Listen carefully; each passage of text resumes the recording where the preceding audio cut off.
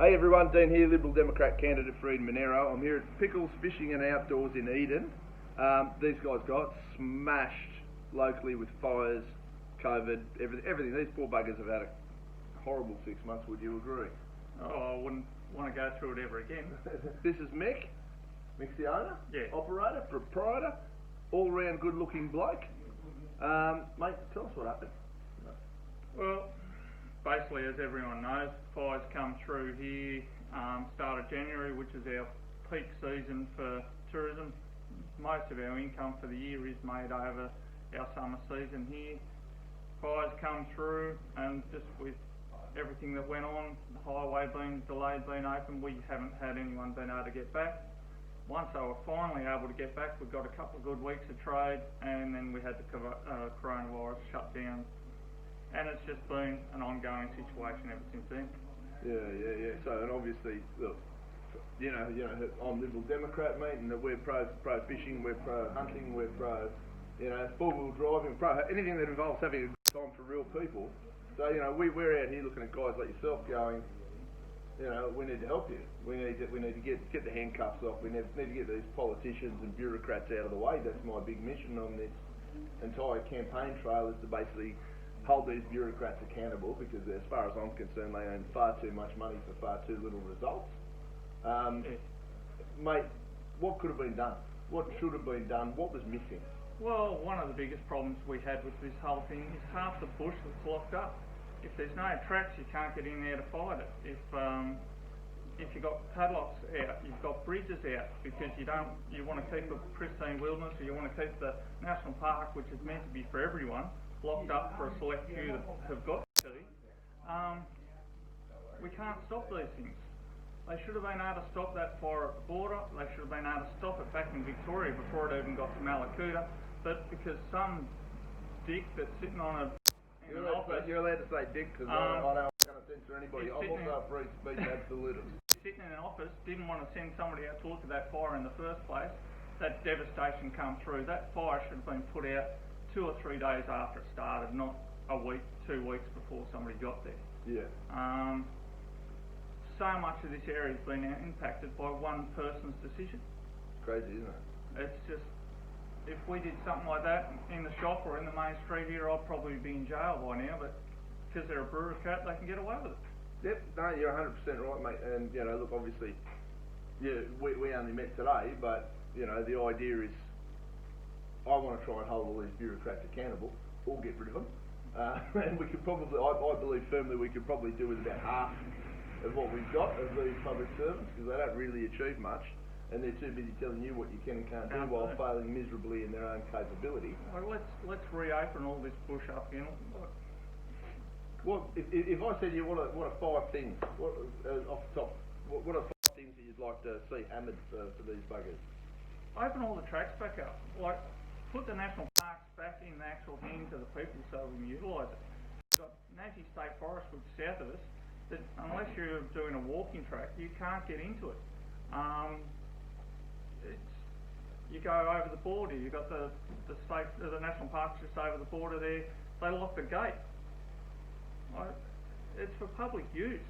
Get in there and clean the tracks up.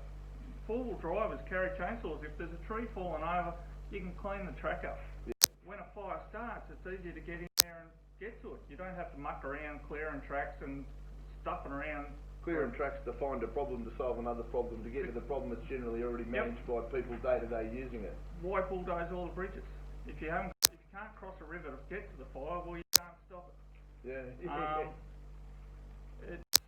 You've got people in a job down there. We still haven't got half the parks opened up here for general use as it is, and now it's 6 months after the fire because they still haven't got in there and cleaned the tracks up. Yeah, it's crazy. Get off your ass and actually do some work that you pay for. You heard the man, and you all know I've been screaming that for a long time. Get off your ass and actually do what you're being paid for, or hand some of the money back, because I believe you're all overpaid anyway. I've never made any bones about it. I don't know how any bureaucrat can justify $200,000 a year, give or take, of taxpayer money. This man's money, who's killing himself to keep people employed and to run a business, and you tax the eyeballs out of this guy under this sort of pressure, and you give it to some idiot bureaucrat who is getting nothing done, achieving nothing. This is a real person doing real things. This is a proper Australian, and these are the guys that we at the Liberal Democrats, and me in particular, I want to help. And we really need to get on board with this. We need to pull these bastards into line, because they are bastards, and it's a Mickey Mouse setup. It's not on. And the problem is with you've got the guys on the ground, they're trying to do their best, and it just starts from the next level up. Nothing ever happens. Doesn't matter how much noise you make, nothing ever happens. Too many layers of bullshit, yep. You know. And to be fair, you know, if I don't get elected, I'm only going to be like you, making a lot of noise, calling them all bastards, and doing what I can to facilitate noise making. But you know, with the LDP team, that's what we're trying to do, and that's to rattle these people to their core and let them know that you know it's not a free ride anymore. And the other big thing with this, why not have our highways cleared so if a tree does fall over, it doesn't block the highway?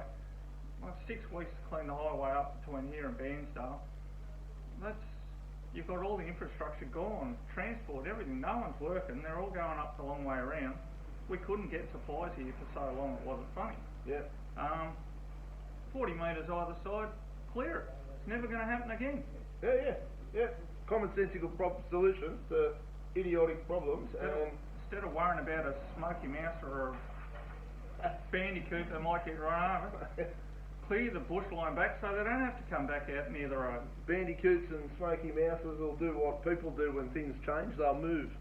They'll back up and move out up the road a bit if need be. Mate, and you know, every time the highway's closed, you're not missing out on business. It's you. It's the guy driving the truck. It's the guy who comes in and wants to go bloody fishing, who may be a professional fisherman. So there's a whole food chain of people that are affected every time. Yeah. There's a massive ripple effect. And these donkeys in Canberra bureaucracy offices, one of which spent $1.4 million the other day on pot plants for his office. Did you hear that one? No, I didn't hear that one. $1.4 million on pot plants for an office, and I like throwing that out because it just shows how out of touch these dummies are. You're here killing yourself to stay in business and keep your people employed. This guy's spending $1.4 million of taxpayer money on pot plants for an office. So, I mean, the whole thing's a rort. It's not fair dinkum. This guy's fair dinkum. He's running a great little business down in here. We need as many people to come down to Eden as possible, and all the other little South Coast areas, because these guys have been smashed. Spend your money, you know, jump in, help them, throw them some support, like, share, all that stuff for every chance you get on these guys. They need the help. They deserve the help, and they don't want a handout. Am I right? No. You're not sitting here saying, please give me money. You're saying, just please. Haven't asked for a cent through the whole thing. We've changed our game plan. We've changed a few things that we've had to do here. We've adapted to what's going on. Yeah. It's paying off now, but we've just adapted to the situation. We haven't shut the doors. We haven't changed our opening times. Alright, it's wearing me out at the moment, but we've tried to keep everything normal for everyone, especially after the fires. The biggest thing that people wanted was some normality back in their lives. Yeah. We didn't have it. You couldn't go anywhere. When you finally could, we got shut down a couple of weeks later for the coronavirus. So a little bit of normality makes a big difference. And when you see people getting fined for going out fishing on their own during the coronavirus, you've got to think to yourself, is that social distancing? You can't get much more socially distanced than on a boat out in the ocean. Yeah, I'm not even going to get started on what I think of the Victorian Premier at the moment, so it's... oh, look, we won't go down they're that all avenue. about each other, but it's a rabbit hole, and I reckon we could talk about it all day long. Yep. Mick, look, I wish you all the best going forward. Obviously, I'm running in this Eden Monero by-election, and I'm going to try and rattle as many cages for these bastards for you as I can. I can only do what I can do, of course. If I don't get in, they'll just look at me like they look at you, but while I've got this little platform, I'm happy to push the boat forward and see what I can do, mate. See what happens. That's it, mate. Thank you for your time. I really Thank you. appreciate it. Nice to meet you. Yeah, that's all right.